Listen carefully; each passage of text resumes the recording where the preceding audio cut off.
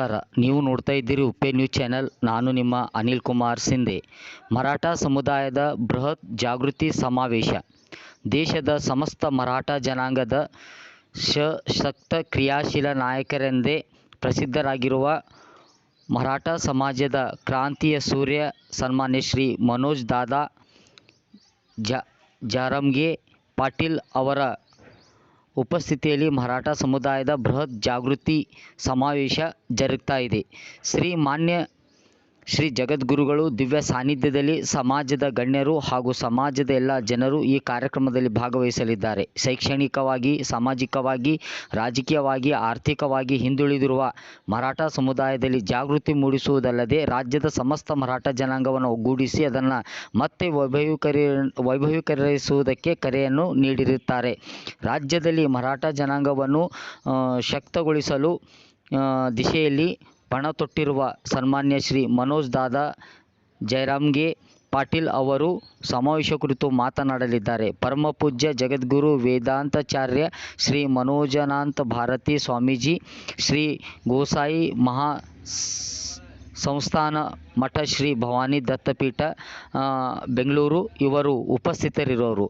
ಮರಾಠ ಸಮಾಜದ ಕ್ರಾಂತಿಯ ಸೂರ್ಯ ಸನ್ಮಾನ್ಯ ಶ್ರೀ ಮನೋಜ್ ದಾದಾ ಜೈರಾಮ್ಗೆ ಪಾಟೀಲ್, ಮರಾಠ ಸಮಾಜದ ಸಮಸ್ತ ಬಾಂಧವರು, ಹಿರಿಯರು, ಶೈಕ್ಷಣಿಕ ಚಿಂತಕರು, ತಾಯಂದಿರು, ಸಹೋದರ ಸಹೋದರಿಯರು ಈ ಕಾರ್ಯಕ್ರಮದಲ್ಲಿ गोपालनंदन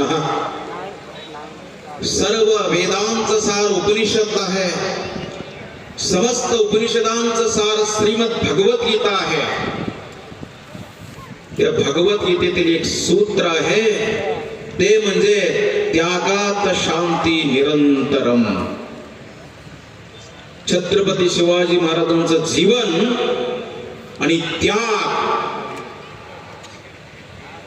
हे दोन्ही एकच होतं.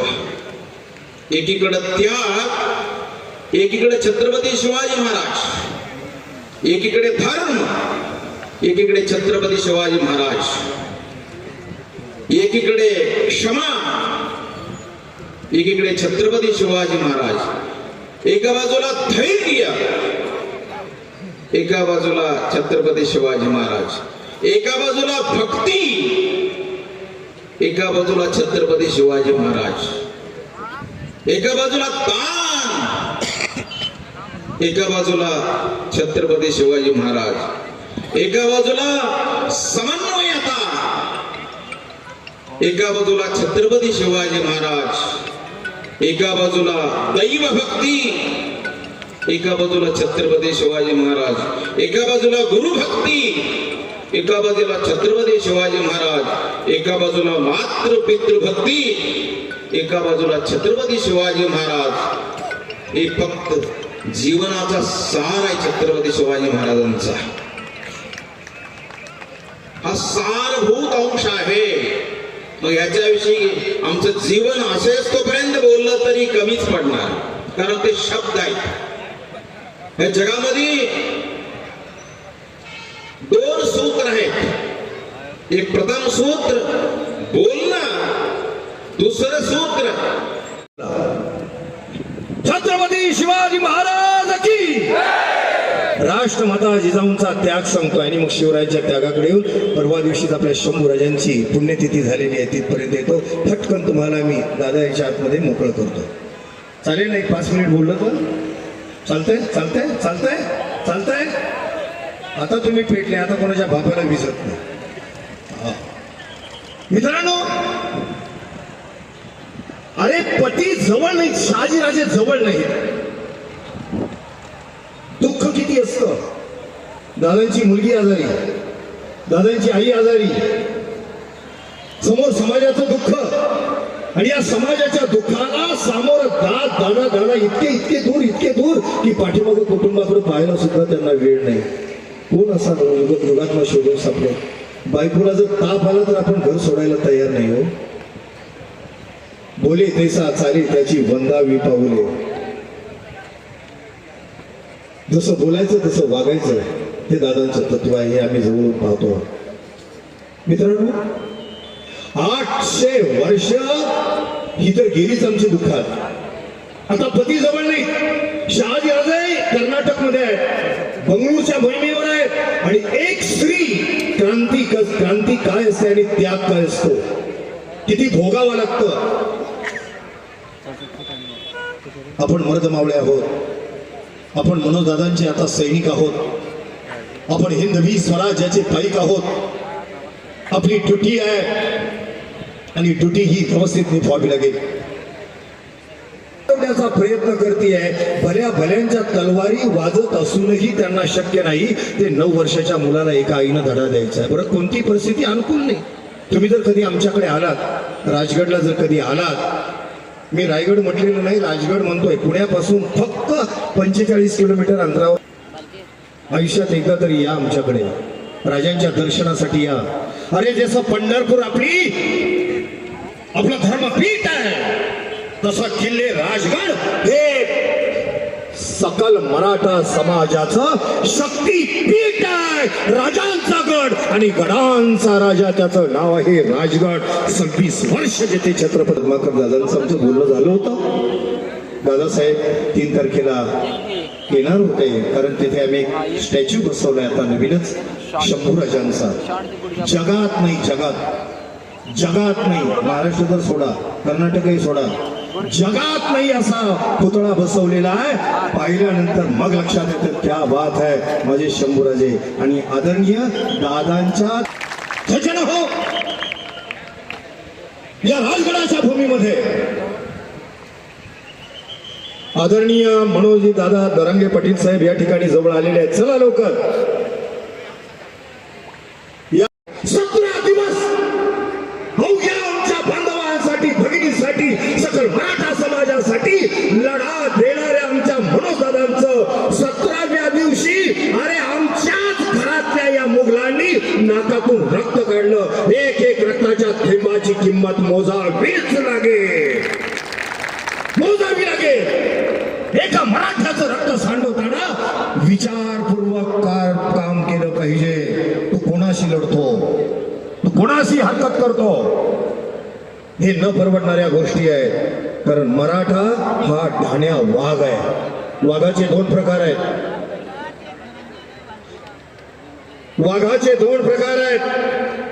तुम्हाला ठाऊक असतील नसतील, आम्ही तर वाघाच्या जंगलामध्ये राहतोय.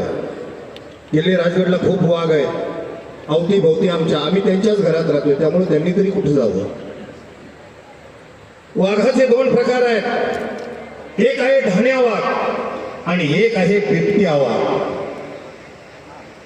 बिबट्या वाघ म्हणजे ते छोटे छोटे स्पॉट असतात ना अंगावर, बिबट्या वाघ असा आहे, तो अवसान घातकी आहे.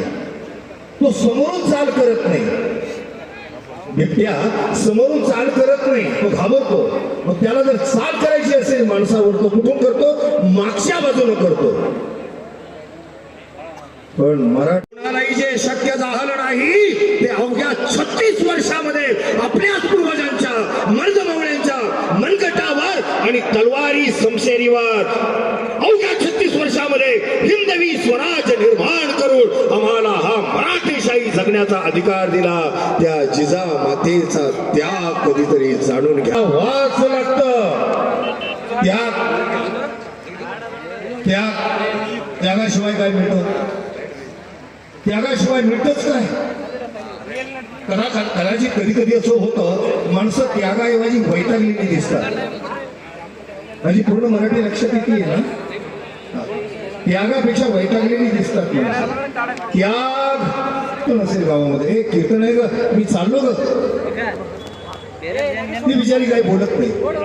पाटील यांचं समाजातील माता भगिनींच्या वतीने पुष्पवृष्टीच्या माध्यमातून विचार मंचाकडे या ठिकाणी मनोजदादांचं आगमन होत आहे. सन्माननीय मनोजदादा जरांगे पाटील. एक मराठा, एक मराठा. गेटमध्ये गर्दी केलेली आहे, त्यांना येण्यासाठी कृपया जागा उपलब्ध करून द्यावे.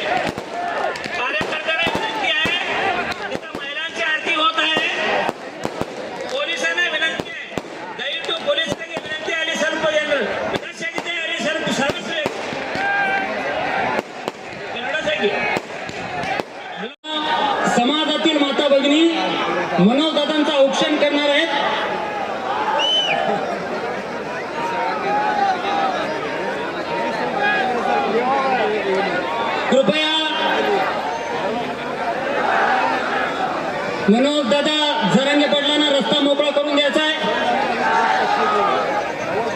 या ठिकाणी मनोजदादा जरांगे पाटलांचं विचार मंचावर आगमन होत आहे. कृपया माता भगिनींना विनंती आहे, मनोजदादांचं या ठिकाणी औक्षण होत आहे. एक मराठा, एक मराठा, संघर्ष योद्धा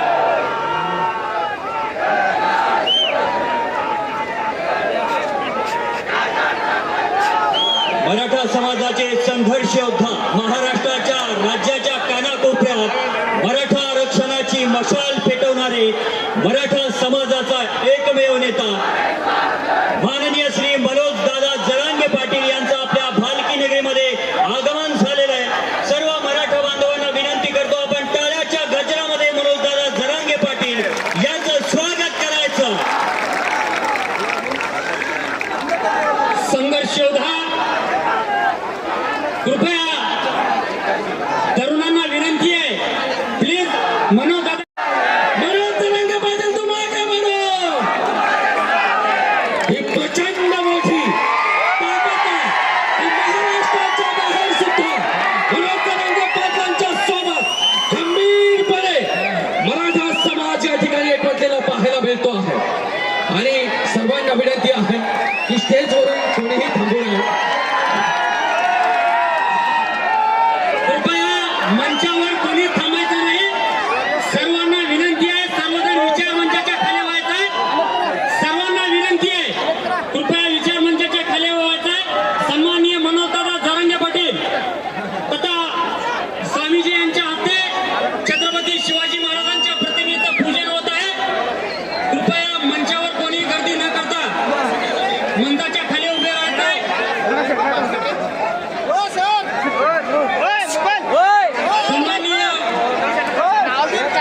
मनोजदादा जरांगे पाटील संघर्ष योद्धा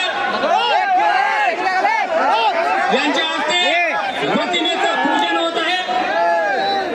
छत्रपती शिवाजी महाराज की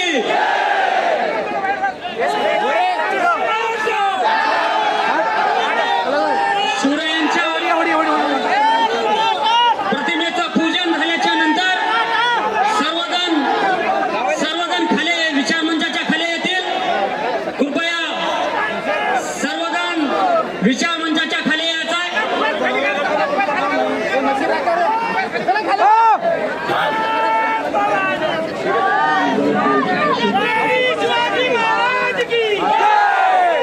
विचारपीठावरती कोणीही थांबणार नाही. विचारपीठावरती आदरणीय सन्माननीय मनोज जरांगे पाटील आणि त्यांच्या सोबत स्वामीजी थांबतील आणि त्याच्यानंतर कोणीही विचारपीठावरती थांबणार नाही. आपल्या सर्वांना विनंती आहे की विचारपीठावरून आपण खाली यावं. आणि मनोज जरांगे पाटील नमस्कांची जात आमची सह्याद्रीच्या छत्रपती शिवरायांच्या आपल्या सर्वांना विनंती, आपले दागिने सोडा, आपण जपून ठेवायचं. रयतेचा राजा तेव्हा विहात रायाचा जिंकणाई जवर कवर झुंजत रायाचा. छत्रपती शिवाजी महाराज की करायचं सगळ्यांनी. छत्रपती शिवाजी महाराज की, छत्रपती शिवाजी महाराज की. मराठ्यांचा नेता कोण? मनोजदादा, मनोजदादा. मराठ्यांचा नेता कोण? मराठ्यांचा नेता कोण?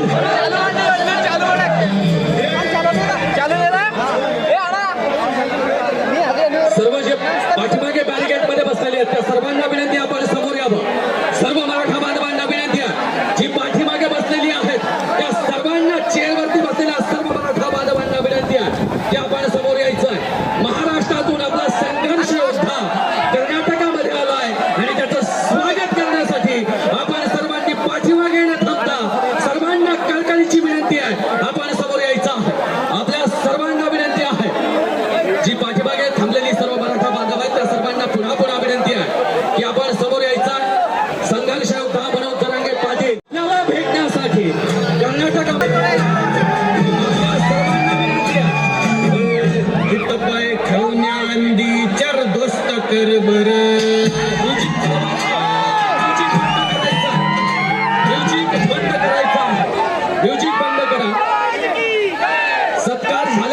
फक्त स्वामीजी आणि मनोज जरांगे पाटील हे दोघंच वरती असतील, बाकी कोणीही वरती थांबणार नाही.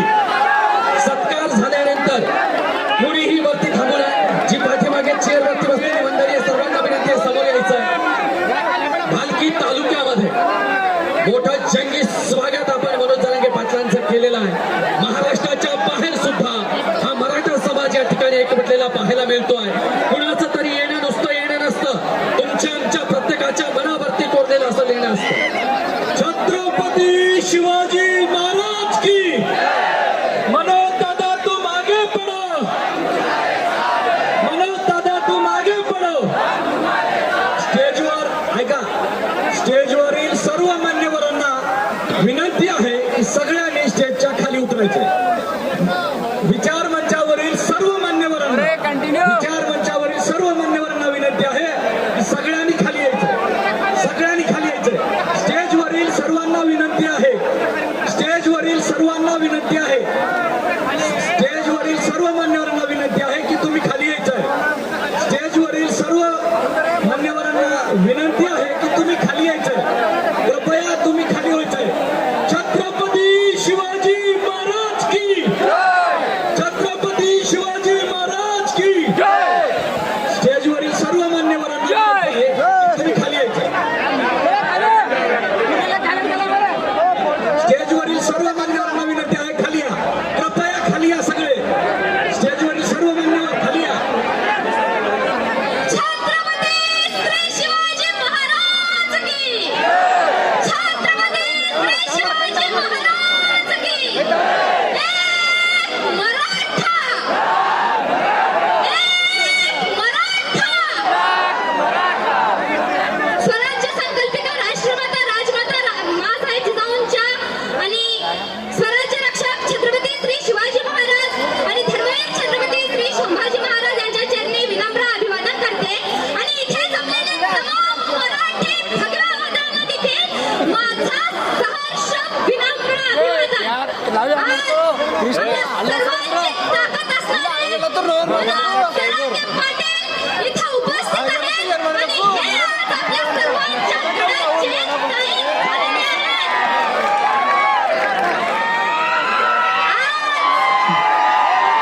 कर्नाटकामध्ये आपल्या मनोज जरांगे पाटलांचं आगमन झालं आहे पालखीमध्ये. हे खूप अभिमानाची गोष्ट आहे. आणि दादा तुमच्या करणाऱ्या प्रयत्नांना नक्कीच यश मिळेल. आणि कर्नाटकमध्ये प्रचंड उत्मोर्चा निघालेली आहे. तेव्हा इथे राजकारणी सरकार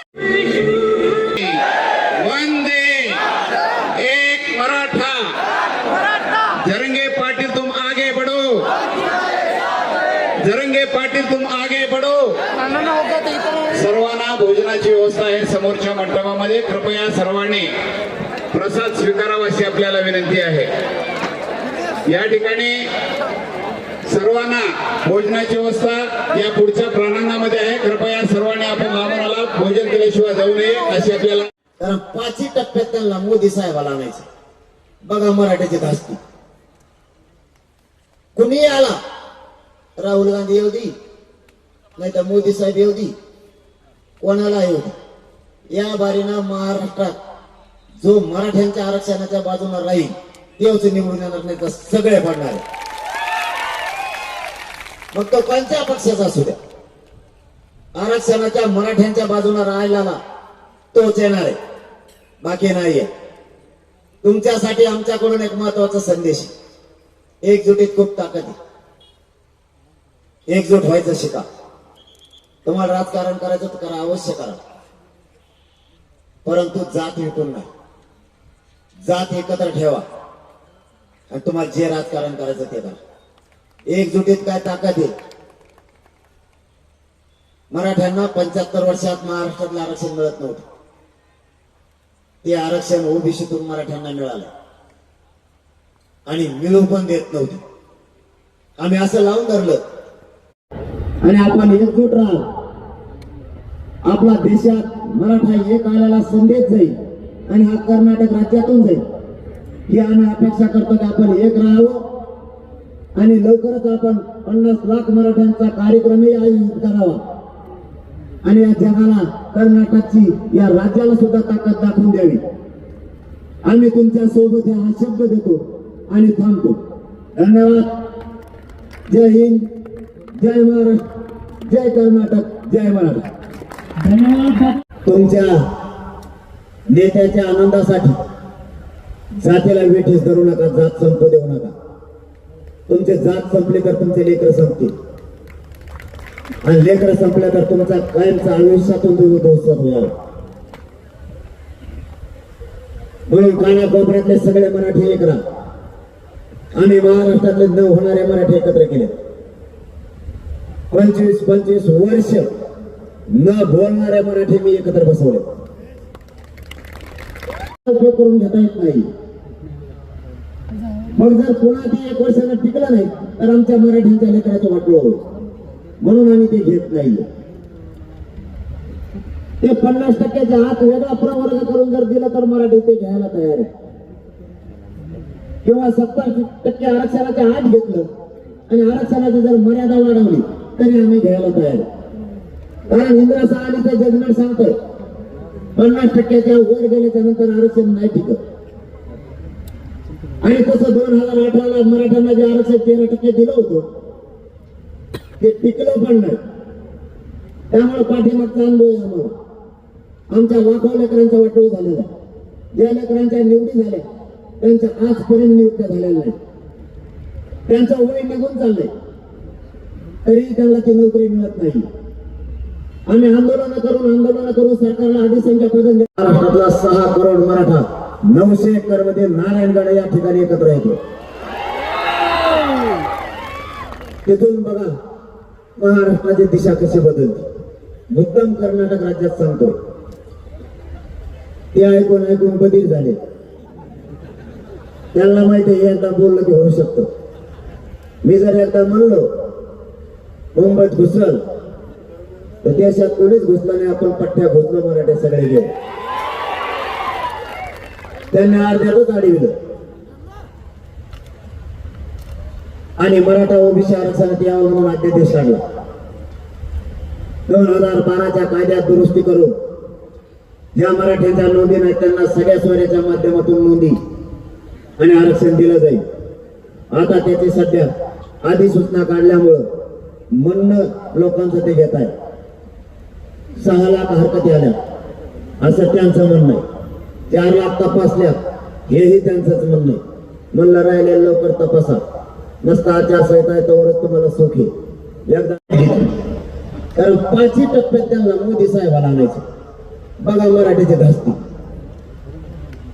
कोणी आला राहुल गांधी येऊ नाही तर मोदी साहेब येऊ कोणाला येऊ. या बारीनं महाराष्ट्रात जो मराठ्यांच्या आरक्षणाच्या बाजूला राहील तेच निवडून येणार नाही तर सगळे पडणार. मग तो कोणत्या पक्षाचा असू दे आरक्षणाच्या मराठ्यांच्या बाजूला राहिला ना तोच येणार आहे. बाकी नाही. तुमच्यासाठी आमच्याकडून एक महत्वाचा संदेश आहे. एकजुटीत खूप ताकद आहे. एकजूट व्हायचं शिका. तुम्हाला राजकारण करायचं तर करा, अवश्य करा, परंतु जात विकून नाही. जात एकत्र ठेवा आणि तुम्हाला जे राजकारण करायचं ते करा. एकजुटीत काय ताकद आहे. मराठ्यांना 75 वर्षात महाराष्ट्रातलं आरक्षण मिळत नव्हतं. ते आरक्षण ओबीसीतून मराठ्यांना मिळालं आणि मिळू पण देत पडतंय. त्याच्यासाठी आंदोलन करून आम्ही ते देतोय. कसं इथल्या आई तुम्हाला आहे का ते महामंडळ काही इथल्या मराठ्यांना निधी आहे का नुसतंच ओपन केले. तुम्ही मराठा समाजाला मी पाय पडून तुमचा मुलगा म्हणून सांगतो. जातीचं कल्याण करायचं असलं ना एकजूट राहा. महामंडळाला निधी घ्या. सारख्या संस्था ओपन करायला समाजाचा दबाव निर्माण करा. आरक्षण घ्या. ते मिळून देण्यासाठी आम्ही लढू लागू तुमच्याशी. जाता जाता तुमचा जास्तीचा वेळ नाही घेत. तुम्ही खूप भुराट संख्येनं खरंच कर्नाटक मधला या भालकी परिसरातला तुम्ही मराठा समाज जमून दाखवला. त्याबद्दल महाराष्ट्राच्या सकल मराठा समाजाच्या वतीनं तुमचे मनापासून धन्यवाद. कारण असे जर मराठी एक यायला लागले तर देशात कमी नाही येत आपण. देशात आपला आकडा खूप मोठा आहे. सगळ्या राज्यात आपण आहे. आता आपली सभा अमेरिकेत सुद्धा होणार आहे तिथल्या मराठ्याकडे. दुबईतले मराठी 4 महिन्यापासून मागा लागले की तुम्ही या. आता तिकडे जायचं म्हणजे पंचायतच आली. हे जायला लई लांब आहे. मला हे मनात भी वाटतो. गोकाला बोलत नव्हते, एकत्र बसवले.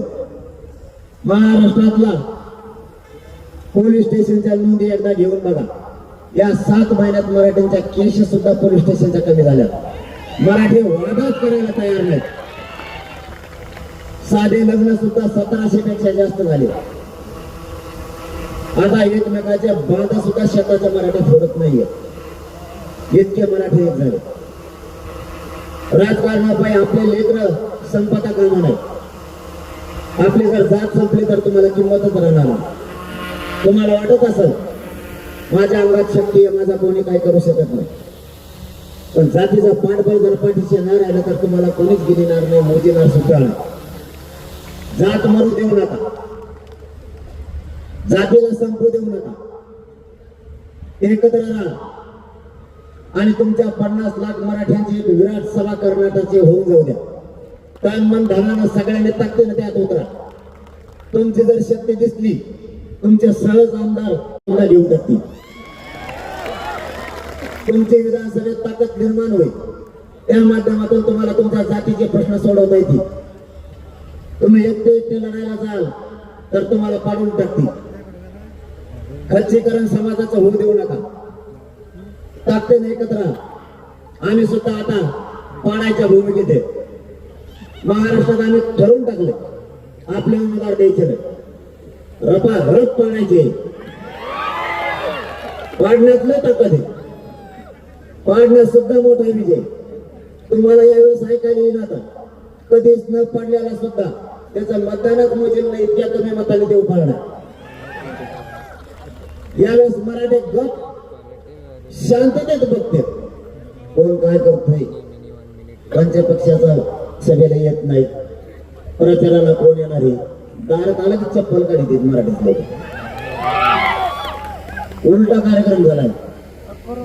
जोपर्यंत मी उमेदवार डिक्लेअर करत नाही तोपर्यंत एकाही पक्षानं महाराष्ट्रात उमेदवार डिक्लेअर केला नव्हता. एकानं सुद्धा 100% यशस्वी झालंय. कसं झालंय ते पण तुम्हाला सांगतो. 57 लाख मराठ्यांच्या ओबीसी आरक्षणातल्या नोंदी सापडल्या. त्याच्या परिवाराला दिलं गेलं. एकूण आकडा 1.25 करोड मराठ्यांना आरक्षण मिळालं. काही मराठ्यांना पूर्वीच होतं.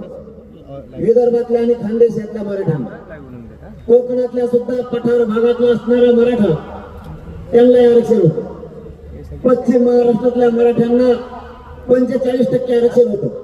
ते 55% राहिले होते. यावेळेस सगळे मराठी त्यात निघाले आणि ज्यांच्या नोंदी सापडल्या नाहीत त्यांच्यासाठी सरकारनं 10% आरक्षण दिलं. म्हणजे 100% आंदोलन यावेळेस यशस्वी झालेलं आहे. पण ते 10% आरक्षण आम्ही स्वीकारलेलं नाही. एक प्रकार बघितला तर 100% यशस्वी झालंय आणि दुसरीकडून नाही पण झालं. कारण 10% आरक्षण मराठ्यांना दिलं ते आंदोलनाच्या आणि मराठ्यांच्या एकजुटीच्या दबावामुळे दिलं. पण कायदा सांगतो जी जात मागास सिद्ध झाली ती ओबीसी आरक्षणात द्यावं लागतं. सोपं नाही. आता येऊन चालू झाली तिची. एकच दिवस बोलतो, परत 15 दिवस ते बोलत नाही. कारण आम्ही त्याला खंबीर. त्याची काळजी तुम्ही नका करू. तुमच्या इकडचीच काळजी आम्हाला. आता तुम्ही थोडे असल्यामुळे. पण तुम्ही तुम्हाला एकटे समजू नका. आज शब्द आहे आमचा तुम्हाला. महाराष्ट्रातला आणि देशातला सगळा मराठा तुमच्या पाठीशी. कोणाच हिंमत असं ते पुढे तुम्ही मराठा त्रास देऊन दाखवा म्हणा, मग दाखवतो तुम्हाला. आपल्याला कोणाचा वाटा नाही जायचा. पण त्यांना वाटा जाऊ द्या. एकदा बघा म्हणा महाराष्ट्रातल्या आपली ताकद काय आहे. देशात या देशातल्या प्रत्येक राज्यातल्या मराठ्यावर अन्याय होऊ द्यायचा नाही. एकजुटीनं राहा. मी तुम्हाला एकच संदेश द्यायला आलो, एकजुटीनं राहा. विनाकारण आपले तंगड्या मोड्याचं आपण कामं करू नका. आपल्या आपल्यात वाद निर्माण होऊ देऊ नका. एखाद्या वेळेस तुम्हाला देतील, तुम्ही मोठे व्हाल, पण एवढी मोठी 50 लाख असणारे जात मरता कामा नाही.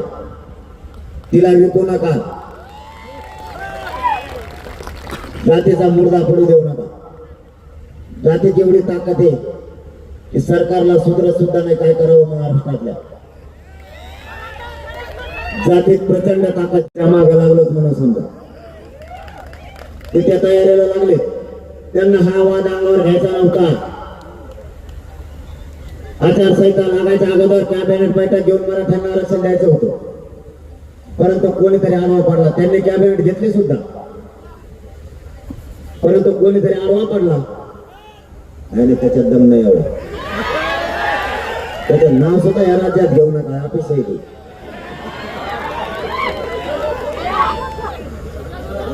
तेव्हा माझ्या पुढे टीकत सुद्धा नाही. मी तुम्हाला एक उदाहरण म्हणून सांगतो. मी आता सहज गेलो होतो नाशिकला पाठीमागच्या महिन्यात. माझा एक मित्र आहे, ते आजारी होता म्हणून मी गेलो होतो. सगळं हवे बंद केलता. मला काय माहित त्याच्या घराशेजारी तेवढा ठेवून. माझा मित्र त्याच्याच भीतीला भीत लावून राहतो आणि मला निघता नाही माहितच नव्हतं. माझ्याकडे फक्त एकच रात्र शिल्लक होती. दुसऱ्या दिवशी माझ्या लगातार सभा होती. म्हणलं मित्र आहे, खूप आजारी आहे, त्याचा पाय तोडायचा सांगितला डॉक्टरनं, इतका आजारी, आपण रात्रीतून भेट देऊन येऊ. माझी एकच गाडी काढली. म्हणले कोणालाच माहित नाही झालं पाहिजे. आणि नुसती अंतरवाली सोडली मुंबईपर्यंत माहिती. मुख्यमंत्र्यांनी गृहमंत्र्यांनी सगळं नाशिक शहरात बंदोबस्त लावला. ते म्हणले त्याच्या घरी काय हालचाल. म्हणलं त्याच्या घरी, त्याचं घर तिथे मला माहित. त्याला मला जायचं दुसरं अमेरिकेला राहायला, मला जाऊन येऊ. नुसती एक चक्कर मारली, मुंबई पासून सगळी यंत्रणा जागी. 8 दिवस फॉर्म भरायची तारीख होती.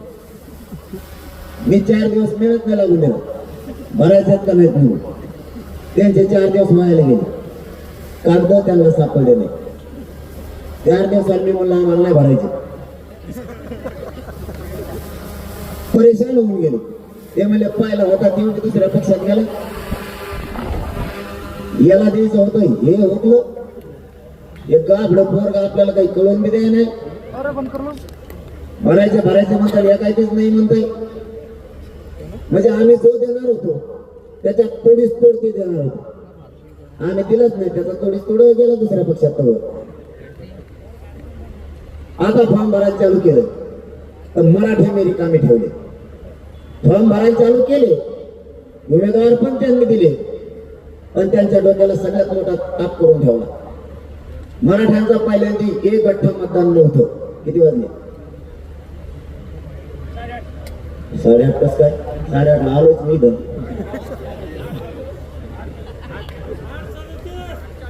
तुमच्या घड्या माग होत का सरकारने माग घेतलं? तुमच्या सरकारने तुमचं रान करून नाही पाहिजे, करायला नाही पाहिजे. नाही त्यांचं सुद्धा मागं लागू शकतो. मी एकदा एखाद्या शहरात जात नाही आणि एकदा गेलो त्यांना पुढे साथ देतो. त्यांनी आता फॉर्म भरायला सुरुवात केली. तिकडे जाऊन ते टाकीचे टकोर येत नाही. मला वाटलं आली का कोण चर्चेला मंत्रिमंडळ तुमचं. त्यांनी फॉर्म भरायला चालू केले, पण पूर्वी मराठा 1 गठ्ठा मतदान नव्हतं. यावेळेस एका ताकदीनं गाव खेड्यातले करोडो मराठी, लाखांना नाही करोडो मराठी एका बाजू झाले. आता त्यांना असा पेच पडलाय, नेमकं आता मराठ्याचं मतदान पडेल कोणाला, आणि ज्याला पडेल तोच विजय होईल, आणि ज्याला पडणार नाही त्याचं मतदान सुद्धा मोजायची गरज नाही. ते ऑटोमॅटिकच पडलं म्हणून जाहीर करा. कारण मराठ्यांची ताकद इतकी प्रचंड झाली. तुमच्या या राज्यात येऊन गप्पा नाही मारत मी तुम्हाला. कोणत्याही कोपऱ्याला जाऊ द्या आणि नुसतं आव्हान करू द्या सभा. 3 आणि 4 लाखाच्या खाली मराठी येत नाही. आता मी तुमच्या भालकीकडे येताना साध्या बैठका ठेवलेल्या, विचारून घ्या कोणाला पण, तरी पण सगळे मंगल कार्यालय हाऊसफुल होते. 2च दिवसात ठेवलेल्या बैठका आहेत. जाता जाता बालकीला आपण बैठका घेत जाऊ. मराठा आता आमचा ताकदीने एकत्र आलाय. तुम्ही सुद्धा आमच्याचे, तुम्ही लोकांचे नाही. तुमचं आणि आमचं रक्त एकच आहे.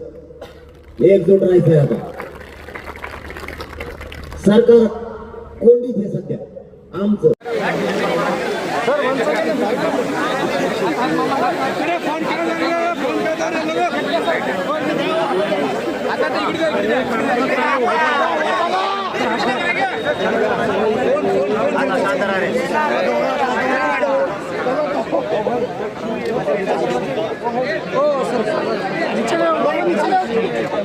भाई नीचे लो बाबा, थोड़े नीचे लो.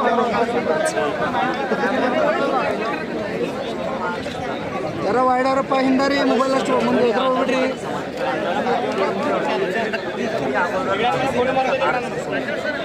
काम करताना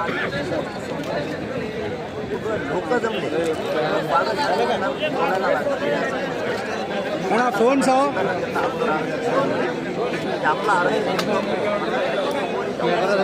ಸ್ವಲ್ಪ बाइक खड़ा हो रे बाइक नीचे लो जी भाई फेस नहीं दिख रहा जी, नीचे लो जी. प्रक्रिया करायला तयार आहे, परंतु अगोदर आम्ही यासाठी 50 लाख मराठ्यांचा कार्यक्रम कर्नाटकला तो अधिकारी आला.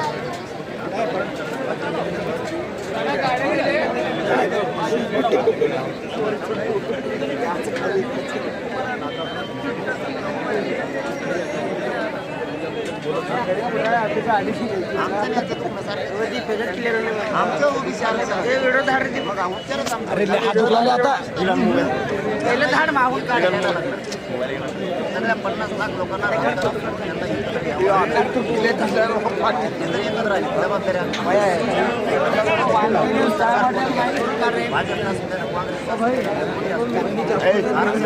नीचे लो जी थोड़ा भाई, थोड़ा नीचे ले लो. आम्ही कर्नाटकच्या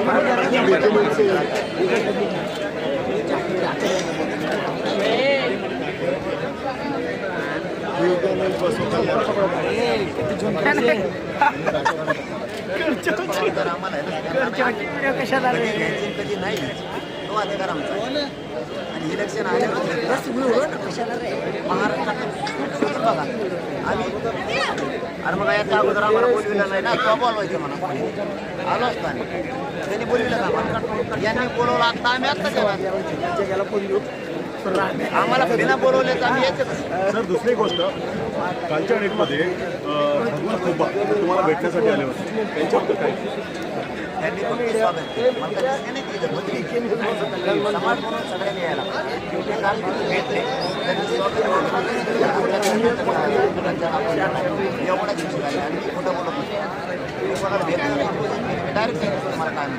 फक्त मला एक वाईट वाटलं, कर्नाटक राज्यात स्वागत केलंय पण महाराष्ट्रात कुठं कर्नाटक कुठं करायचं ना.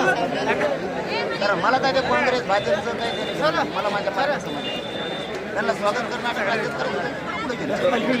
कर्नाटक राज्यात आम्हाला आनंद वाटला. सर आणखी नाही, समाज बांधवांना काय म्हणून उत्तर देणार पुढे लोकसभा इलेक्शन आहे, समाज बांधवाला काय म्हणून उत्तर देणार लोकसभेसाठी?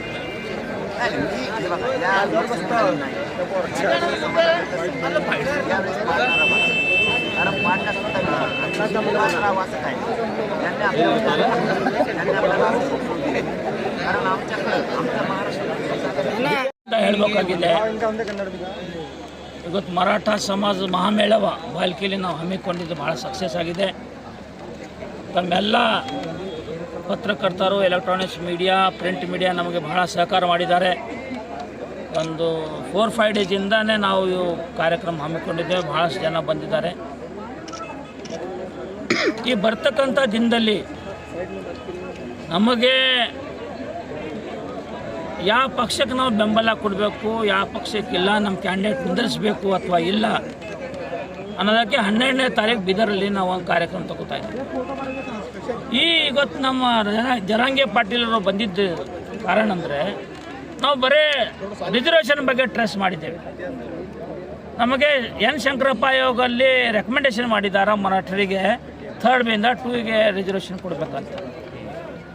ಈ ಸರ್ಕಾರಕ್ಕೆ ನಾವು ಒತ್ತಾಯ ಮಾಡ್ತೇವೆ, ಕೇಂದ್ರ ಸರ್ಕಾರ ಒತ್ತಾಯ ಮಾಡ್ತೇವೆ, ನಮ್ಮ ಜನಾಂಗಕ್ಕೆ 3rd ಬಿಂದ 2ಗೆ ರಿಸರ್ವೇಷನ್ ಬೇಗ ಕೊಡಬೇಕು.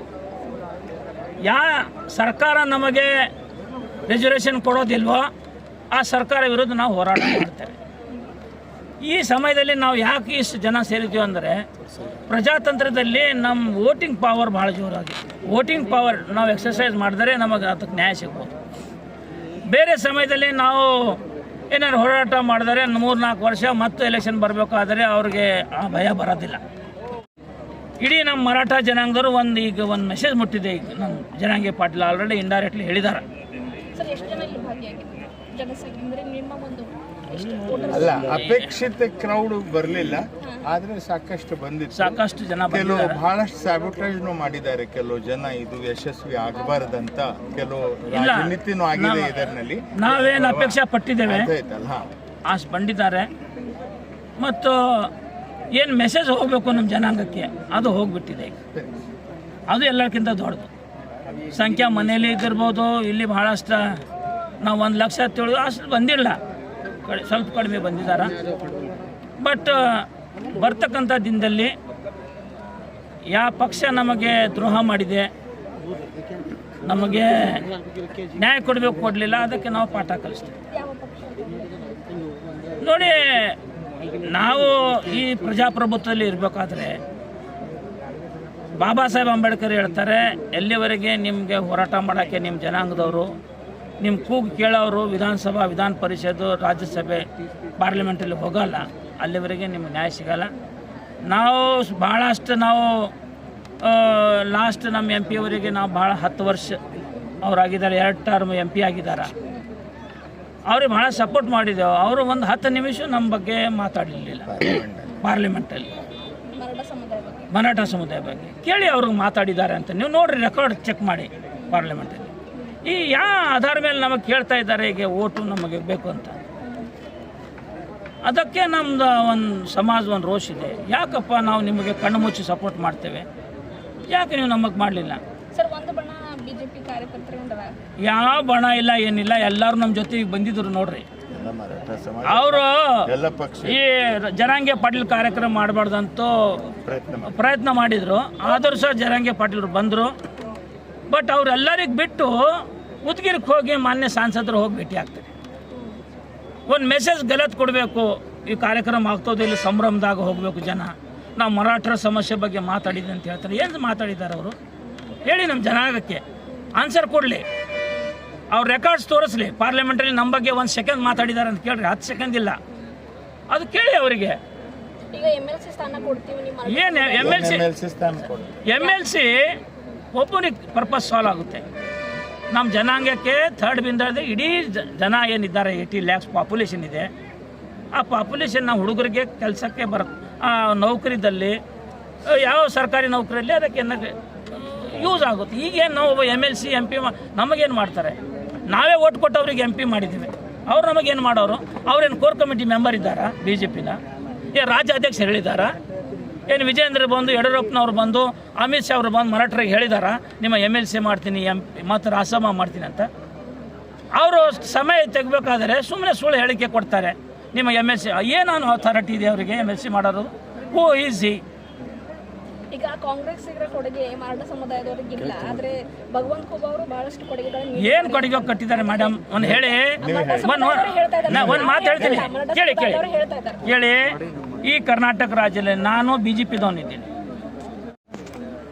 ನಾನು ಫಸ್ಟ್ ಧನ್ಯವಾದ ಹೇಳ್ತೀನಿ ಯಡಿಯೂರಪ್ಪನವರಿಗೆ. ಅವರು ನಮಗೆ ಮರಾಠ ವಿಕಾಸ್ ಮಹಾಮಂಡಳ ಮಾಡಿದ್ದಾರೆ, ಅದಕ್ಕೆ ನಾವು ಧನ್ಯವಾದ ಹೇಳ್ತೇವೆ.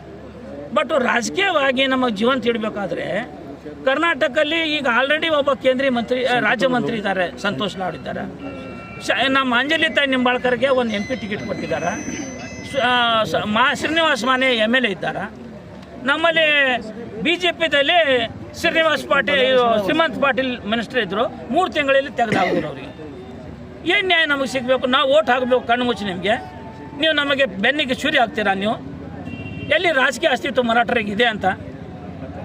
ಇಡೀ ಮರಾಠ ಜನ ಇಡೀ ರಾಜ್ಯದಲ್ಲಿ ಇರ್ತಕ್ಕಂಥ ನಾವು ಹೋರಾಟ ಮಾಡ್ತೇವೆ. ಯಾರು ನಮ್ಮ ಓಟ್ ತಗೊಂಡು ನಮಗೆ ಮೋಸ ಮಾಡ್ತಾರೆ, ಈ ಎಲೆಕ್ಷನಲ್ಲಿ ಬರ್ತಕ್ಕಂಥ ಎಲೆಕ್ಷನಲ್ಲಿ ಅವ್ರು ಸೋಲಿಸ್ಬಿಡ್ತೇವೆ. ಈಗ 12ರಂದು ಯಾರೆಲ್ಲ ಸೇರ್ಲಿದ್ರು ಸರ್ ಬೀದರಲ್ಲಿ ಎಲ್ಲ ನಮ್ಮ ಮರಾಠ ಜನಾಂಗದ ಎಲ್ಲ ಯುವಕರು, ಎಲ್ಲ ಹಳೆ ಸೀನಿಯರ್ ಲೀಡರ್ಸು ಯಾರ್ಯಾರು ಬರಬೇಕು ಎಲ್ಲರಿಗೂ ನಾವು ವಿನಂತಿ ಮಾಡಿಂಥ ಮುಖಾಂತರ ಮಾಡ್ತೇವೆ. ಬಂದು ಸಜೆಷನ್ ಕೊಡಬೇಕು. ಮತ್ತು ಸಾಮಾನ್ಯ ಜನ ಏನಿದ್ದಾರೆ ಮನೆಯಲ್ಲಿ ಕೂತಿದ್ದವರು, ಮುಗ್ಧ ಜನ ನಾವೇನು ಮರಾಠ ಜನಾಂಗ ಅವ್ರಿಗೆ ಗೊತ್ತಾಗಿದೆ. ಇವ್ರು ಏನು ಸುಳ್ಳು ಹೇಳಿಕೆ ಕೊಡ್ತಾ ಇದ್ದಾರೆ, ನಾ MLC ಮಾಡ್ತೀನಿ, ನಿಮ್ಮ ರಾಜ ಮಾಡ್ತೀನಿ, ಅದು ಎಲ್ಲ ಸುಳ್ಳು. ಯಾರೋ MLC ಮಾಡಲ್ಲ. ಮಾಡಬೇಕಾದ್ರೆ ಯಾಕಪ್ಪ ನೀನು ಒಂದು ಸೆಕೆಂಡ್ ನಮಗೆ ಮಾತಾಡಿಲ್ಲ ನೀನು ಪಾರ್ಲಿಮೆಂಟಲ್ಲಿ? ಇನ್ನೊಂದು ಕಾರ್ಯಕ್ರಮಕ್ಕೆ ಅಡೆತಡೆ ಉಂಟು ಮಾಡಿದ್ರು ಅಂತ ಕೂಡ ಉಲ್ಲೇಖ ಆಗಿತ್ತು. ಅದಾದರೆ ಯಾವ ಮಂತ್ರಿ ಅಂತ ಅವರೇ ಹೇಳಿದಾರಲ್ಲ, ಯಾವ ಮಂತ್ರಿ ಏನು ಮಾಡ್ತಾರಂತೆ.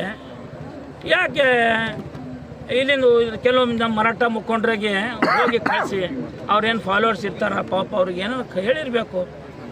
ಏನು ಅದನ್ನು ರಾಜಕೀಯದ ನಾವು ಹೇಳೋದು ಮಂತ್ರಿ ಅಂಬೋದಕ್ಕಿಂತ ಈಗ ಅವರು ನೋಡ್ರಿ ಮರಾಠ ಮೀಟಿಂಗ್ ತಗೊಂಡಿದ್ದಾರ ಬೀದರಲ್ಲಿ. ಆ ಮೀಟಿಂಗಲ್ಲಿ ಹೋಗಿ ಸಂಸದರು ನಮ್ಮ BJP ನಮ್ಮ ಜಿಲ್ಲಾಧ್ಯಕ್ಷರು ಕೊಡ್ತಾರ. ಅದು ಮರಾಠ ಮೀಟಿಂಗ್ ಆಯ್ತಾ? ಸಮರ್ಥನೆ ಆಯ್ತಾ? ಬೈ ಫೋರ್ಸ್ ಬಲ್ಲಿ ಮರಾಠ ಜನರಿಗೆ ಒಂದು ಜಾಗ ಕತ್ಕೊಂಡು ನೀವು ನಮ್ಮ ಸಮರ್ಥನೆ ಇದೆ ಅಂತ ಹೇಳಿದ್ರೆ ಅದನ್ನ ಸಮರ್ಥನೆನಾ? ಅವರು ಮಂತ್ರಿ ಬಂದು ಒಂದು ಚೇರ್ ಮೇಲೆ ಕೂತ್ಕೊಂಡು ಯಾವ ರೀತಿಯಲ್ಲಿ ನಮ್ಮ ಜನರಿಗೆ ಹೆಂಗೆ ದಿಶಾಬುಲ್ ಮಾಡ್ತಾ ಇದ್ದಾರೆ ತಮ್ಮ ಎಲ್ಲ ಮುಖಾಂತರ ನಿಮಗೆಲ್ಲ ಗೊತ್ತಾಗಿದೆ.